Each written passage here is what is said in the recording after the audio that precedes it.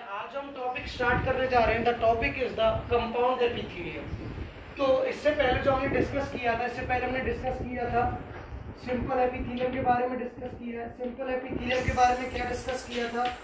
Simple epithelium के बारे में डिस्कस किया था बेटा कि जो सिंपल एपिथेलियम होता है that is formed only of the single layer of cells, यानी जो इसमें सेल्स है उसकी सिर्फ सिंगल लेयर होती है। लेकिन जो कंपाउंड एपिथेलियम है बेटा इसमें मेनी लेयर्ड होती है बेटा। ठीक है जी, पहली बात। दूसरी बात बेटा, सिंपल में मैंने क्या बताया था आपको? सिंपल में बताया था मैंने सिमिलर सेल्स होती हैं। सेल्स कैसी होती हैं? सिमिलर सेल्स होती हैं। लेकिन जो कंपाउंड एपिथेलियम है बेटा, कंपाउंड एपिथेलियम में डिफरेंट सेल्स होती हैं। कैसी होती हैं? डिफरेंट सेल्स होती हैं। और डिफरेंट सेल्स के बेटा डिफरेंट ही स्ट्रक्चर होंगे और डिफरेंट ही फंक्शंस होंगे। यानी कहने का मतलब क्या हुआ कि जो कंपाउंड एपिथेलियम है that is form of the many layered cells. दूसरी बात बेटा, जो सेल्स हैं these will be different in the nature. Different in the nature कैसे? कि वो अपने स्ट्रक्चर में भी कैसी होंगी? डिफरेंट होंगी।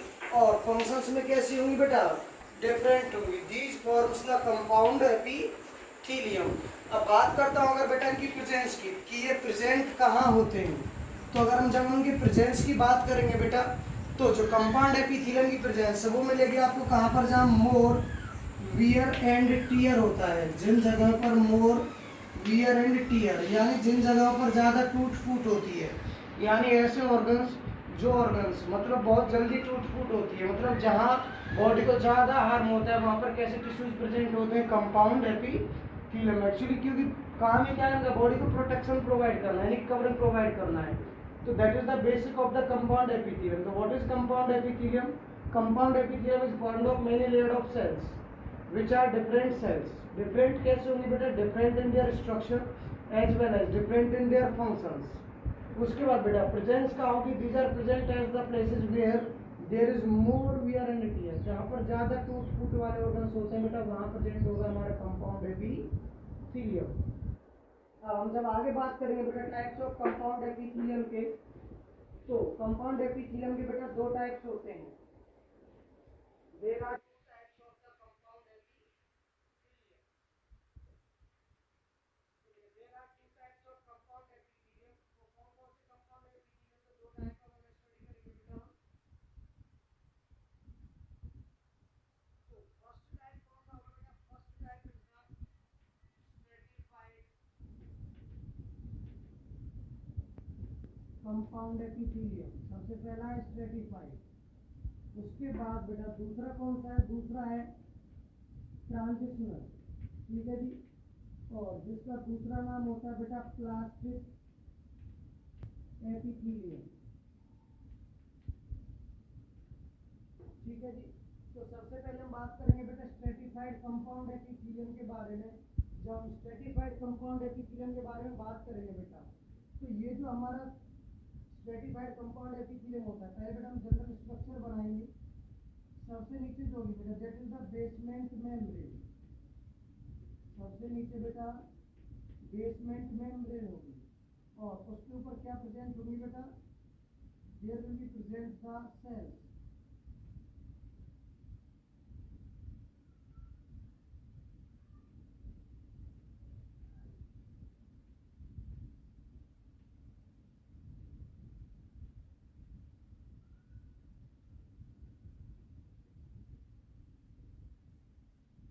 It is the basement membrane. ठीक है जी, इसकी सेल्स की शेप ओवल भी हो सकती है और पॉलीगोनल भी हो सकती है। सबसे इंपॉर्टेंट है बेटा ये वाली लेयर। ये वाली जो लेयर होती है बेटा that is called stratum germinativum. Actually ये वाली जो बेटा लेयर होती है स्ट्रेटम जर्मिनेटिवम, यानी जो सबसे बेसल लेयर होती है बेटा, it is formed of the columnar type of cells. यानी इसमें जो सेल्स हैं वो कैसी होती है? कॉलुमिनर टाइप सेल्स होती है। ठीक है जी, ये columnar type cells continuously mitotic division से डिवाइड करती हैं। ठीक है जी, कंटिन्यूसली माइटोटिक डिवीजन से डिवाइड करती है। तो जब ये कंटिन्यूसली माइटोटिक डिवीजन से डिवाइड करती है तो बेटा ये अपने ऊपर और लेयर फॉर्म करती चली जाती है। ठीक है जी, यानी ये जो लेयर्स होती है बेटा, ये लेयर्स बेटा टर्मिनल होती है नेचर में, यानी कि बहुत रैपिडली डिवाइड करती है और ऊपर अपनी लेयर्स फॉर्म करती चली जाती है।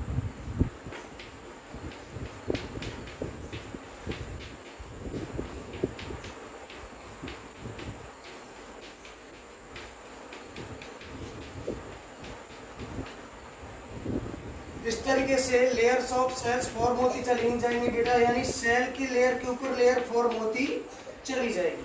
तो सबसे नीचे है बेसमेंट मेम्ब्रेन, उसके ऊपर बेटा कौन सी लेयर है, स्ट्रेटम जर्मेटिवम। ठीक है जी, और ये वाली जो बेटा फिर मैंने बीच में जो लेयर बनाई दैट इज ट्रांजिशनल लेयर, ये होती है ट्रांजिशनल लेयर होती है हमारी। ठीक है जी, और स्ट्रेटिफाइड कंपाउंड एपिथेलियम की प्रॉपर्टी क्या है, देखो सबसे पहली बात तो गई बेसमेंट मेम्ब्रेन प्रेजेंट होती है। दूसरी बात बेटा जो इसमें बेसल लेयर है वो कैसी है, कॉलमनार टाइप की है, और बेटा इसमें 5 to 8 लेयर्स ऑफ सेल होती हैं। ठीक है जी, यानी जो सेल्स की लेयर होंगी वो अराउंड कितनी होंगी, 5 to 8 लेयर्स होंगी बेटा। ठीक है जी, अब दूसरा कौन सा होगा बेटा, ट्रांजिशनल एपिथेलियम। ट्रांजिशनल एपिथेलियम पढ़ने से पहले हम थोड़ा स्ट्रेटिफाइड कंपाउंड एपिथेलियम के टाइप्स के बारे में बात कर लेते हैं। तो स्ट्रेटिफाइड में दोबारा रिपीट कर रहा हूँ बेटा, स्ट्रेटिफाइड में सबसे नीचे बेसमेंट मेम्ब्रेन होती है एपिथेलियम में, उसके बाद जो उससे ऊपर वाली लेयर है दैट इज स्ट्रेटम जर्मिनेटिवम, जो माइटोटिकली डिवाइड करती है और माइटोटिकली डिवाइड करते हुए अपने वो लेयर पे लेयर फॉर्म करती हुई चली जाती है। तो इस वजह से it is formed of around 5 to 8 layers of the cells बेटा। ठीक है जी, जब हम टाइप्स ऑफ स्ट्रेटिफाइड एपिथेलियम के बारे में बात करेंगे बेटा तो जो उसके टाइप्स हैं, सबसे पहला इसका जो टाइप आता है बेटा दैट इज, या तो आप उसे केराटिनाइज्ड कह सकते हैं, ठीक है जी, और कॉर्निफाइड कह सकते हैं, यानी केराटिनाइज्ड और कॉर्निफाइड स्ट्रेटिफाइड एपिथेलियम। इसमें सिर्फ क्या होता है बेटा कि इसमें जो ये वाली जो स्ट्रक्चर है सिर्फ कितना हो जाता है कि नीचे बेसमेंट मेम्ब्रेन हो गई, इसके ऊपर क्या हो गई जी, स्ट्रेटम जर्मिनेटिवम हो गई, जो कंटिन्यूसली माइटोटिक डिवीजन से डिवाइड करेगी तो अपने ऊपर लेयर पर लेयर फॉर्म करती चली जाती है जी। इसमें जो सबसे टॉप लेयर होती है बेटा, top layer of the cells, ठीक है जी, उसमें थोड़े से चेंजेस होते हैं। क्या चेंजेस होते हैं कि जो उसकी टॉप लेयर की जो सेल्स है बेटा, उसका जो साइटोप्लाज्म होता है वो साइटोप्लाज्म चेंज हो जाता है स्क्लेरोप्रोटीन में, स्क्लेरोप्रोटीन में, यानी ये वाली जो लेयर है बेटा ये कॉर्निफाइड हो जाती है, इसीलिए इस लेयर को स्ट्रेटम कॉर्नियम कहते हैं। क्या कहते हैं, स्ट्रेटम कॉर्नियम। यानी सबसे नीचे बेसमेंट मेम्ब्रेन, उससे ऊपर स्ट्रेटम जर्मिनेटिवम, फिर ये डिवाइड करेगी इसके ऊपर और लेयर, इसके ऊपर और लेयर। मैंने अभी 2-3 लेयर बनाई है, लेकिन कितनी होंगी, अराउंड 5 to 8 लेयर्स होंगी। तो उसकी जो टॉप लेयर होगी बेटा, टॉप लेयर का जो साइटोप्लाज्म होगा that gets change into the scleroprotein. कैसे, वो कॉर्निफाइड हो जाता है, इसीलिए इस लेयर को हम केराटिनाइज्ड या फिर कॉर्निफाइड स्ट्रेटिफाइड एपिथेलियम कहते हैं। अब एक्चुअली इसका काम क्या है बेटा, ये स्ट्रेटम कॉर्नियम जो है ये नेचर में बहुत हार्ड होता है। ठीक है जी, स्क्लेरोप्रोटीन बेटा फाइनली कौन सी बनती है, क्रेटिन प्रोटीन बनती है। नेचर में कैसी होती है, बहुत ज्यादा हार्ड होती है। बहुत ज्यादा हार्ड होने के कारण नॉन स्ट्रेचेबल, इसको हम स्ट्रेच नहीं कर सकते हैं। ठीक है जी, एक्चुअली इस लेयर का फंक्शन क्या होता है, इस लेयर का फंक्शन होता है कि जैसे वाटर वगैरह है, कोई मॉइस्चर वगैरह है, तो ये उसको अंदर एंट्री नहीं करने देती है। ये एक तरीके से दीवार की तरह, एक रेजिस्टेंस की तरह काम करती है बीच में जी। तो ये मिलेगी कहाँ पर बेटा, ये आपको मिलेगी जनरली हॉर्न्स, सींग जो होते हैं बेटा, सींग, ठीक है जी, नेल्स, बर्ड्स के फीदर्स में मिलेगी बेटा, क्लॉज जो होते हैं, क्लॉज पक्षियों के पंजे होते हैं, उनमें मिलेगी केराटिनाइज्ड कॉर्निफाइड स्ट्रेटिफाइड एपिथेलियम। तो स्ट्रेटिफाइड कंपाउंड एपिथेलियम का पहला टाइप है केराटिनाइज्ड। केराटिनाइज्ड क्यों बोला बेटा, क्योंकि जो सबसे टॉप लेयर थी कौन सी थी, स्ट्रेटम कॉर्नियम, जो डेवलप हुई थी बेटा, कैसे डेवलप हुई कि उसका साइटोप्लाज्म चेंज हो गया, वो आपका कॉर्निफाइड हो गया, उसने कौन सी प्रोटीन बनाई, स्क्लेरोप्रोटीन, जिसे कहते हैं बेटा क्रेटिन प्रोटीन, जो नेचर में बहुत हार्ड होती है और वो नॉन स्ट्रेचेबल होती है। ठीक है जी, तो बेटा इसीलिए इसका नाम क्या रखा, केराटिनाइज्ड। अगर ये क्रेटिनाइज्ड नहीं होगी then it is called as non keratinized. तो दूसरा टाइप कौन सा हो गया बेटा? Non keratinized. ठीक है जी, दूसरा टाइप कौन सा हो गया? नॉन क्रेटिनाइज्ड, यानी जो उसकी सेल्स होंगी बेटा वो सिंपल सेल्स रह जाती हैं, ओवल वगैरह। ठीक है जी, तो दूसरी टाइप कौन सा हो गया बेटा? Non keratinized. ठीक है जी, अगर मैं तीसरे की बात करता हूँ बेटा और कह सकते हैं हम सीलिएटेड। ठीक है जी, सीलिएटेड टाइप के होते हैं बेटा। फोर्थ क्यूबॉइडल हो सकते हैं जी। ठीक है, यानी जो टॉप लेयर है वो क्यूबॉइड सेल्स की बनी होती है। तो on the basis of the different structures हमारा जो स्ट्रेटिफाइड वो एपिथेलियम वो जनरली 5 टाइप्स का होता है। ठीक है जी, तो क्रेटिनाइज्ड ये सारे क्लियर है। अब लीजिए हम दूसरे टाइप की बात करेंगे बेटा। जो दूसरा टाइप है आपका, दूसरा टाइप है बेटा ट्रांजिशनल एपिथेलियम, और दूसरा नाम क्या होता है बेटा उसका? कंपाउंड एपिथेलियम का ही टाइप है दूसरा। क्या नाम है उसका? Transitional epithelium. और दूसरा नाम होता है बेटा उसका प्लास्टिक एपिथेलियम। तो इसका दूसरा टाइप कौन सा हो गया? इसका सेकंड टाइप जो है बेटा, इसका सेकंड टाइप है कौन सा? Transitional epithelium. ठीक है जी, ट्रांजिशनल एपिथेलियम, जिसका दूसरा नाम क्या हो गया बेटा? प्लास्टिक एपिथेलियम, जिसका दूसरा नाम क्या होता है? Plastic epithelium. ठीक है जी, प्लास्टिक एपिथेलियम। अब हम जब बात करेंगे बेटा, उसमें हमारी बेसमेंट मेम्ब्रेन प्रेजेंट थी, तो इसमें नो बेसमेंट मेम्ब्रेन, इसमें कोई बेसमेंट मेम्ब्रेन नहीं होती है टिश्यूज की। जनरली जो नीचे वाली लेयर है बेटा वही बेसल लेयर इसकी लेयर होती है। इस तरीके से लेयर पर लेयर डेवलप होती चली जाती है बेटा।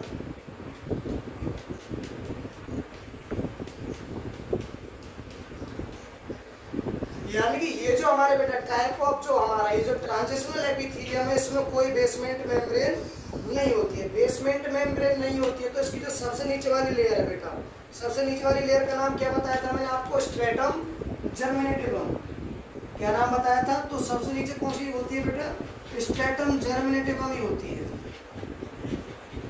यानी इसमें कोई बेसमेंट मेम्ब्रेन प्रेजेंट नहीं होती है।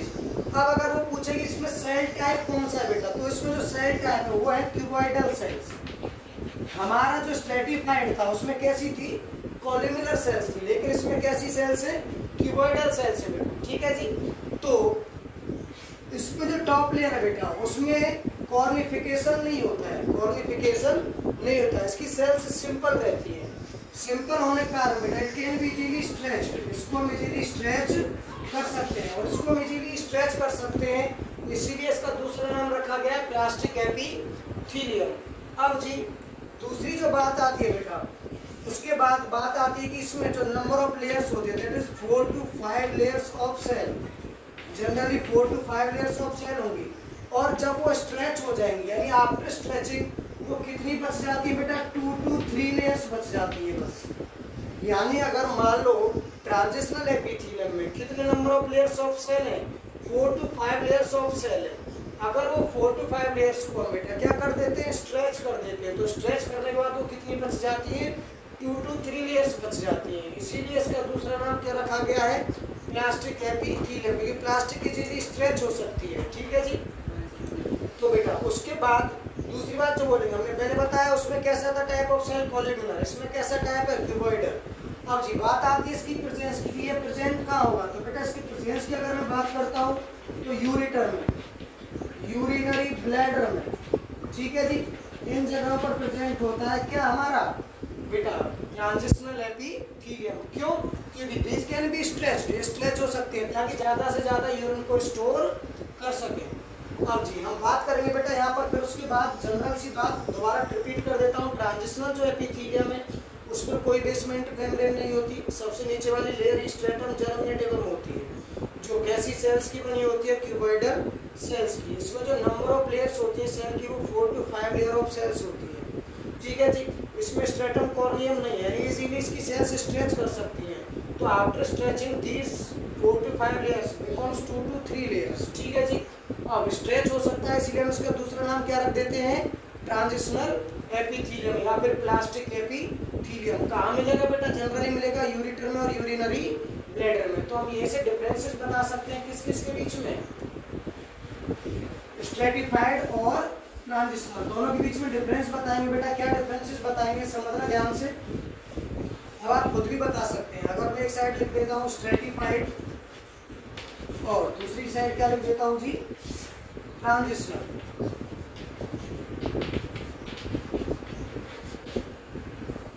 स्ट्रेटिफाइड में सबसे पहले क्या बात हुई बेटा, बेसमेंट मेम्ब्रेन प्रेजेंट होती है, ठीक है जी। जबकि ट्रांजिशनल में नो बेसमेंट मेम्ब्रेन, इसमें कोई बेसमेंट मेम्ब्रेन नहीं होती है। उसके बाद दूसरी बात करेंगे बेटा, इसमें जो number of layers of cell है वो 5 to 8 लेयर्स ऑफ सेल, यानी सेल्स की जो लेयर है वो कितनी होती है, 5 to 8 लेयर्स होती है। लेकिन बेटा इसमें जो नंबर ऑफ लेयर्स होंगी वो होंगी बेटा 4 to 5 लेयर्स ऑफ सेल। इसमें बस 4 से 5 लेयर्स ऑफ सेल होंगी।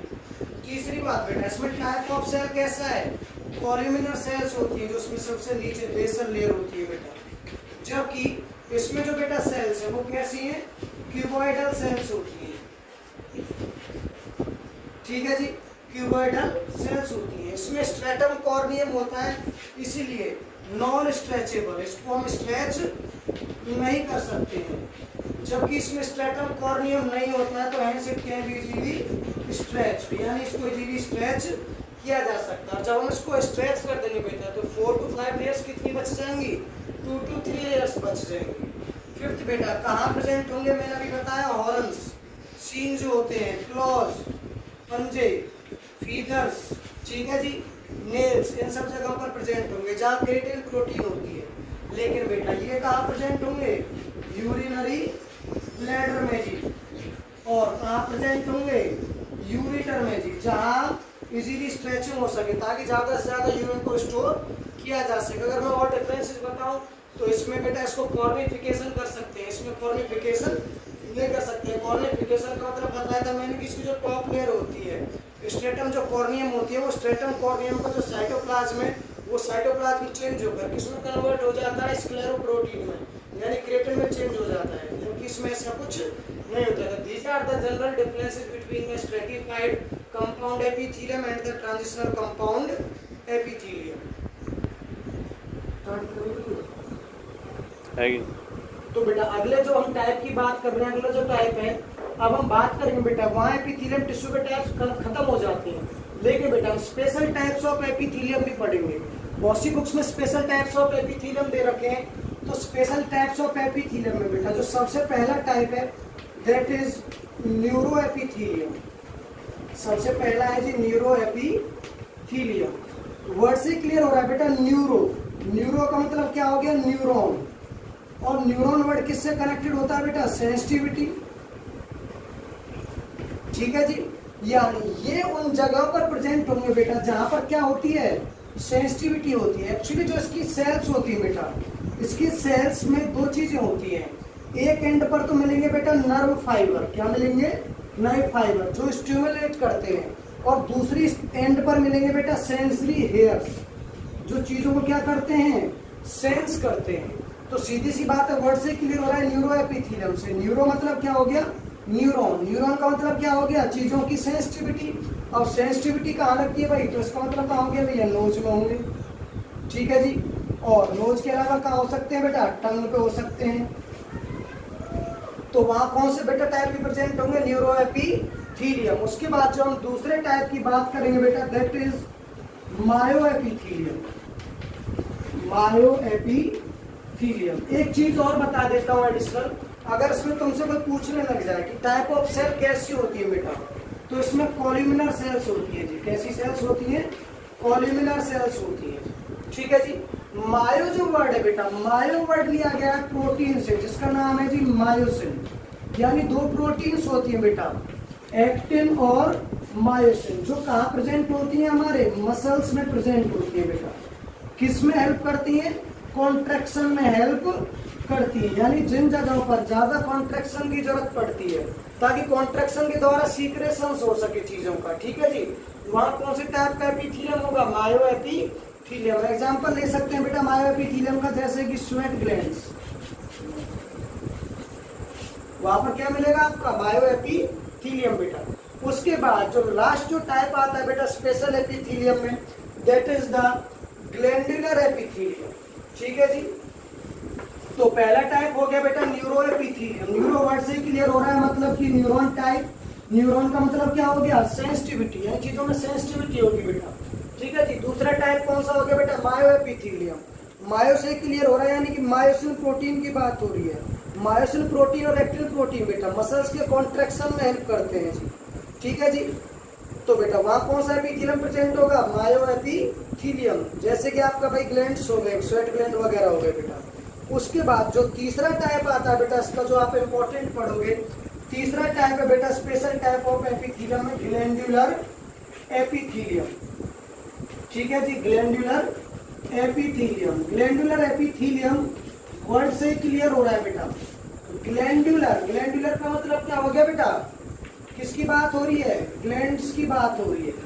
ग्लैंड्स में से क्या सीक्रेट होते हैं बेटा, हार्मोन्स, यानी किसकी बात हो रही है, सीक्रेशंस की बात हो रही है। तो ग्लैंडुलर जो एपिथीलियम होगा बेटा, ग्लैंडुलर एपिथीलियम कहाँ प्रेजेंट होगा, ग्लैंड्स में। ग्लैंड्स में हम क्या पढ़ेंगे जी, सीक्रेशन।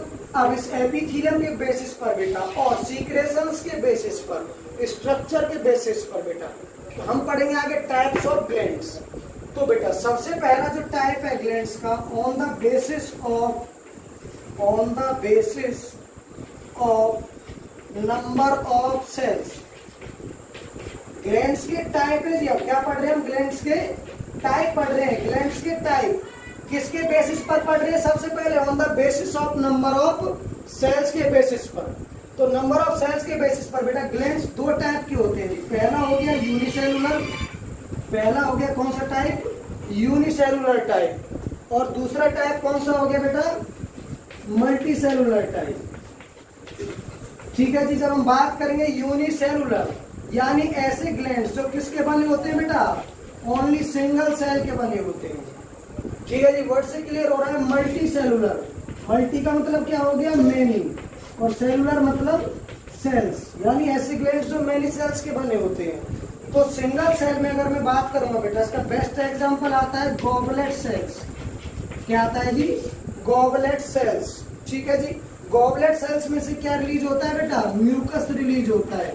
अगर प्रेजेंस की बात करूं, गॉबलेट सेल्स कहाँ होंगी, स्टमक में होंगी, इंटेस्टाइन में होंगी, जहां से क्या रिलीज होता है भैया, म्यूकस रिलीज होता है। तो glands on the basis of number of cells, कि कितने नंबर ऑफ सेल्स के बने हुए, उसके बेसिस पर बेटा दो टाइप के होते हैं। That one is the unicellular and second one is the multicellular. Unicellular का एग्जांपल मतलब, यूनिसेलुलर मतलब क्या हो गया बेटा, जो सिंगल सेल के बने हो। एग्जांपल क्या हो गया, गॉबलेट सेल्स हो गई बेटा, रिलीज क्या करती है, म्यूकस। और प्रेजेंस की बात करूं तो स्टमक में प्रेजेंट होती है, जो हमारे HCl से हमें प्रोटेक्ट करती हैं। ठीक है जी। हमारे उसमें प्रेजेंट होती है बेटा, इंटेस्टाइन में होती है। मल्टीसेलुलर मतलब मेनी सेल्स का बेटा। अब जब मेनी सेल्स का बना हुआ है तो यहीं से क्लियर एक और चीज हो जाती है कि भाई वो सिंपल भी हो सकता है और कंपाउंड भी हो सकता है बेटा। ठीक है जी। स्वेट ग्लैंड्स, मेमरी ग्लैंड्स, बहुत सारे एग्जांपल आ जाते हैं। तो on the basis of number of cells हमारे ग्लैंड्स हो गए बेटा दो टाइप के। अब हम जो आगे बात करेंगे बेटा, आगे बात करेंगे अब भाई ग्लैंड्स का क्या, ग्लैंड्स में से सीक्रेशन होता है। तो जब ग्लैंड्स में से सीक्रेशन होता है, तो ग्लैंड्स में से सीक्रेशन कहाँ से होता है, उनके सेक्रेटरी पार्ट में से। जहां से सीक्रेशन होना है उस पार्ट को कहते हैं सेक्रेटरी पार्ट। तो बेटा उस सेक्रेटरी पार्ट के बेसिस पर हमारे ग्लैंड्स फिर से दो टाइप के होते हैं जी। कौन से दो टाइप के होते हैं बेटा, one is the tubular and second one is the secular. ठीक है जी, सेक्युलर टाइप का। दूसरा बेटा हम उसको एल्वियोलर भी कह सकते हैं, पर आप जनरली सेक्युलर ही याद रखेंगे। ट्यूबुलर वर्ड से क्लियर हो रहा है बेटा, सीक्रेटरी पार्ट की जो शेप है, सीक्रेटरी पार्ट की जो शेप है वो कैसा होगा बेटा, ट्यूब शेप्ड होगा। कैसा होगा, ट्यूब शेप्ड होगा, यानी इस तरीके से सिंपल ट्यूब लाइक। ठीक है जी। अब ये ट्यूबुलर जो है बेटा, ये सिंपल भी हो सकता है, उसके बाद ब्रांच भी हो सकता है जी,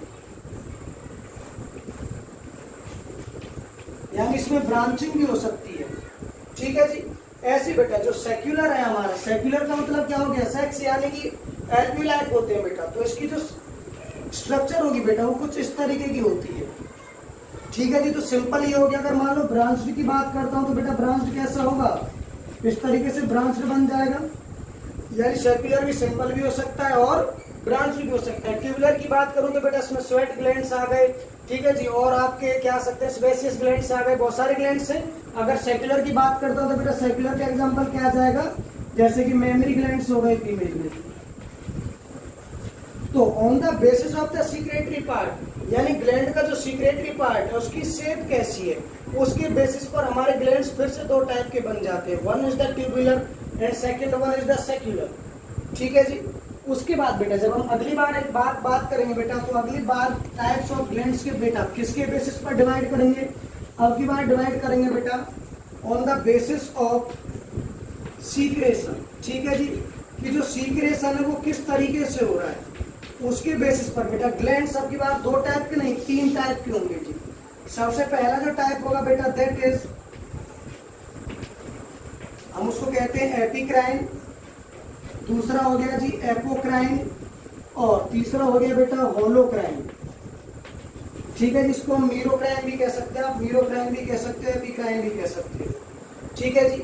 तो बेटा जब हम मीरोक्राइन की बात करेंगे, इसमें जो सीक्रेशन होगा बेटा, इसमें जो सीक्रेशन होगा वो सीक्रेशन होगा बाय डिफ्यूजन, यानी कि जो सीक्रेटरी पार्ट है उसमें कोई चेंज नहीं आएगा, सिंपल डिफ्यूजन के द्वारा उसका सीक्रेशन बाहर निकल जाता है। क्लियर है बात। अब बेटा दूसरा जो टाइप आता है, दूसरा टाइप है बेटा एपोक्राइन। एपो जो वर्ड है बेटा, एपो वर्ड लिया गया आपका एपिकल से जी, यानी कहने का मतलब क्या हुआ बेटा कि इसमें जब इस ग्लैंड में से सीक्रेशन निकलेगा, एपो मतलब एपिकल यानी एपिकल पार्ट प्लस में सीक्रेशन, यानी जब उसमें से सीक्रेशन निकलेगा तो उसके साथ साथ थोड़ा बहुत एपिकल पार्ट भी ब्रेक होकर जाएगा, यानी जब इस ग्लैंड में से जो सीक्रेशन है, जो हार्मोन वो जब निकलेगा, जो एंजाइम निकलेगा, तो बेटा उसके साथ साथ उसका जो एपिकल पार्ट है, ठीक है जी, जो टॉप पार्ट है वो भी थोड़ा बहुत ब्रेक होकर जाएगा ही जाएगा। तो that is the type of apocrine बेटा। इसका एग्जांपल दे देता हूं, that is the mammary gland, mammary gland in the females. अगर इसके एग्जांपल की बात करता हूं तो बेटा आप कह सकते हो पेनक्रियास ग्लैंड हो गया जी, ठीक है जी, लिवर हो गया। थर्ड टाइप आता है होलोक्राइन। होलो का मतलब होता है बेटा पूरा, होल, यानी कि होल ग्लैंड डीजेनरेट, यानी कि बेटा जैसे ये ग्लैंड सीक्रेशन करेगा तो उसके साथ साथ ये ग्लैंड भी पूरी तरीके से डीजेनरेट यानी कि खत्म हो जाएगा, और डीजेनरेट होने के बाद ये दोबारा से भी फिर से रीजेनरेट हो जाएगा, क्योंकि ये थोड़ी अगर एक बार खत्म हो गया तो फिर दोबारा नहीं आएगा, यानी इसमें फिर से रीजेनरेशन हो जाएगी। और होलोक्राइन का सबसे बेस्ट एग्जांपल आता है बेटा सेबेसियस ग्लैंड, ठीक है जी, सेबेसियस ग्लैंड बेटा, जिसका दूसरा नाम होता है ऑयल ग्लैंड। क्या होता है जी, ऑयल ग्लैंड होता है। तो on the basis of secretion, ये सीक्रेशन किस तरीके से हो रहा है, हमारे ग्लैंड्स जो होते हैं बेटा बॉडी में तीन टाइप के होते हैं। मीरोक्राइन कह सकते हैं आप, क्या लिखा बेटा मैंने, मीरोक्राइन, और आप उसे एपिक्राइन भी कह सकते हैं, EPI, एपिक्राइन, यानी इसमें जो सीक्रेशन होगा वो सिंपल डिफ्यूजन की प्रोसेस से निकलेगा, मतलब जहां चाहिए वहां पहुंच जाएगा, ठीक है जी। दूसरा एपोक्राइन बेटा, इसमें सीक्रेशन तो निकलेगा लेकिन सीक्रेशन के साथ साथ जो ग्लैंड का एपिकल पार्ट है यानी कि जो टिप पार्ट है वो भी सीक्रेशन के साथ टूट कर जाएगा। एग्जाम्पल हो गया बेटा मेमरी ग्लैंड्स। तीसरा हो गया होलोक्राइन, इस ग्लैंड में से जब भी सीक्रेशन निकलेगा तो सीक्रेशन के साथ साथ पूरा होल ग्लैंड, पूरा का पूरा ग्लैंड भी डिजेनरेट होकर टूट कर चला जाएगा और फिर दोबारा से रीजेनरेट हो जाएगा। एग्जाम्पल हो गया बेटा इसका सेबेसियस ग्लैंड, ऑयल ग्लैंड। देखा होगा ना गर्मियों में जनरली फेस जो रहता है वो बेटा ऑयली रहता है, बहुत से लोग कहते हैं मेरी स्किन तो बहुत ऑयली है, तो एक्चुअली उनके सेबेसियस ग्लैंड में से बहुत ज्यादा फैटी एसिड्स यानी कि ऑयल रिलीज होता है जी, ठीक है जी। अब जो लास्ट टाइप ऑफ ग्लैंड बचता है बेटा that is on the basis of the duct. ये तो आपने पहली क्लासेस में भी पढ़ ली होंगे बेटा, जो मैं आपको पढ़ाने वाला हूँ टाइप्स ऑफ द ग्लैंड, ठीक है जी। तो बेटा on the basis of duct, on the basis of duct, duct जो होती है बेटा एक तरीके की पाइपलाइन, ट्यूबलाइक स्ट्रक्चर होती है बेटा, जो किसी भी ग्लैंड के सीक्रेशन को उसकी जगह तक पहुंचाती है जी, ठीक है जी। तो on the basis of duct बेटा जो ग्लैंड्स हैं वो तीन टाइप के होते हैं जी। कितने टाइप के होते हैं, तीन टाइप के होते हैं बेटा। सबसे पहला हो गया एक्सोक्राइन, दूसरा हो गया बेटा एंडोक्राइन, और तीसरा हो गया बेटा हेट्रोक्राइन। ध्यान से समझना, एक्सो का मतलब होता है बेटा आउट। कहां से out? Out of the blood stream. यानी ये जो ग्लैंड्स होंगे बेटा, ये ग्लैंड्स अपने सीक्रेशन को ब्लड स्ट्रीम में नहीं डालते हैं, तो ये किस में डालते हैं अपने सीक्रेशन को? इन द डक्ट, यानी डक्ट में डालते हैं जी। ठीक है जी। दूसरा हो गया बेटा एंडोक्राइन। एंडो का मतलब क्या हो गया? इन, यानी इन द ब्लड स्ट्रीम, यानी ये अपने सीक्रेशन को किस में डालते हैं? ब्लड स्ट्रीम में डालते हैं जी। ठीक है जी। इसका मतलब क्या हुआ बेटा? ये लो डक्ट, ये अपने सीक्रेशन को डक्ट में नहीं डालते हैं, इसलिए हम इनको बेटा डक्टलेस ग्लैंड भी कह देते हैं जी। एंडोक्राइन का दूसरा नाम क्या हो गया? Ductless gland. तीसरा टाइप आता है बेटा हेट्रोक्राइन। हेट्रो का मतलब होता है बेटा डिफरेंट, यानी it works as well as exo plus में एंडो, यानी ये ग्लैंड एक्सो और एंडो दोनों की तरह काम करते हैं बेटा। तो इसका एग्जांपल आ गया जी पेनक्रियाज ग्लैंड। ठीक है जी। अब बेटा अगर मैं बात करता हूं जी एंडोक्राइन की, जो एंडोक्राइन ग्लैंड है बेटा, अगर मैं एंडोक्राइन के एग्जांपल्स की बात करता हूं तो बेटा एंडोक्राइन ग्लैंड में आपके बहुत सारे आ जाते हैं, जैसे कि थायराइड है, पैराथायराइड है, ये सारे कैसे होते हैं आपके? एंडोक्राइन। एक्सोक्राइन की बात करता हूं तो बेटा स्वेट ग्लैंड्स है, ये सब किस में आते हैं आपके बेटा? एक्सोक्राइन ग्लैंड में आते हैं जी। ठीक है जी। तो ग्लैंड्स के हमने क्या क्या टाइप पढ़े बेटा? ग्लैंड्स के मैं आपको एक बार समराइज कर देता हूं कौन कौन से टाइप पढ़े बेटा, एक बार आपके लिए, जिससे आपको कंफ्यूजन ना हो। तो ध्यान से समझना बेटा, सबसे पहले मैंने आपको दो टाइप बताए थे। कौन कौन से बताए थे? यूनिसेलुलर, और दूसरा टाइप का कौन सा ग्लैंड बताया था बेटा? मल्टीसेलुलर। यूनिसेलुलर जो एक सेल का बना हो, और मल्टीसेलुलर जो मेनी सेल्स का बना हो। उसके बाद बेटा on the basis of secretory part, फिर में से मैंने आपको दो टाइप के बताए थे। एक बताया था बेटा आपको कौन सा? ट्यूबुलर, और दूसरा कौन सा बताया था बेटा? सेक्युलर। ठीक है जी। ट्यूबुलर सिंपल भी हो सकता है, ब्रांच्ड भी हो सकता है, ऐसे सेक्युलर सिंपल भी हो सकता है और ब्रांच्ड भी हो सकता है बेटा। उसके बाद फिर से मैंने आपको तीन टाइप के बताए बेटा, एपीक्राइन, ठीक है जी, दूसरा कौन सा बताया? एपोक्राइन, और तीसरा कौन सा बताया बेटा मैंने आपको? होलोक्राइन। ठीक है जी। और लास्ट में जो आया बेटा फिर से तीन टाइप के कौन कौन से आ गए? एक्सोक्राइन, दूसरा कौन सा आ गया बेटा? एंडोक्राइन, ठीक है जी, और तीसरा कौन सा आ गया जी? हेट्रोक्राइन। ये किसके बेसिस पर है बेटा? नंबर ऑफ सेल्स, यानी कितनी सेल्स हैं आपके उस ग्लैंड में, कितनी सेल्स का बना हुआ है। ये किसके बेसिस पर है बेटा? On the basis of secretory part, यानी कि जो उनका सीक्रेटरी पार्ट है, जहां से सीक्रेशन निकल रहा है, सीक्रेटरी पार्ट से, यानी जहां से सीक्रेशन निकल रहा है उस पार्ट की शेप कैसी है? ट्यूब जैसी भी हो सकती है और सैक जैसी भी हो सकती है। ये किसके बेसिस पर बताया बेटा? On the basis of secretion, कि जो उनमें सीक्रेशन है वो किस तरीके